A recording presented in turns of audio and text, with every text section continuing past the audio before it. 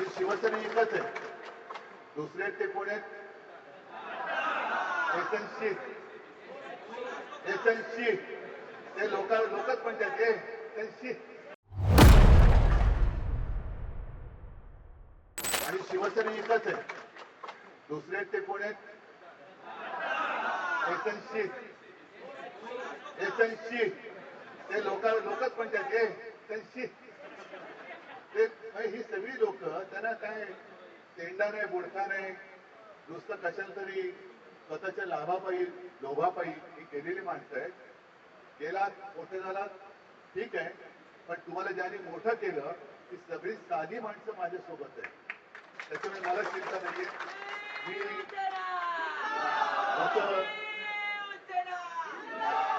जसं येत्या 16 तारखेला मी नाशिकला जातो ते 1 दिवसाचं शिबिर आहे. याचा अर्थ असा नाही की मी नाशिकचा मोठा दौरा करतोय, नाही, नाशिकला शिबिर घेतोय. आणि विनायकरावना मी सांगितलं की विनायकराव, गणपतराव, तुम्ही सगळेच आहात, तुम्ही सगळे कोकणवाले आहातच, की लवकरात लवकर, कारण आता जरा थोड्या सुट्ट्या वगैरे लोकांना एन्जॉय करू द्या. प्रत्येक वेळेला कटकट करण्यापेक्षा जरा काही मुंबईकर गावी येणार, त्यांना सुद्धा काही थोडीशी गंमत थोडं आयुष्यात काही सुखाची समाधानाचे क्षण पाहिजेत ना.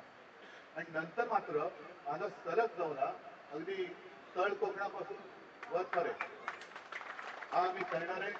जिथे जिथे तुम्ही सांगाल तिथे तिथे मी येणार आहे. पण तोपर्यंत सहदेवराव, तुम्ही आता शिवबंधन बांधलेलं आहे.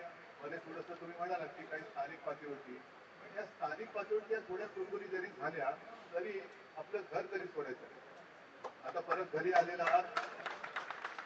आपल्या घरामध्ये जे कोणी आधी गद्दार होते, मी त्यांचा आणि तुमच्यामध्ये फरक एवढ्यासाठी करतोय की तुम्ही निष्ठेने सगळे प्रामाणिक राहिले, निष्ठेने राहिला.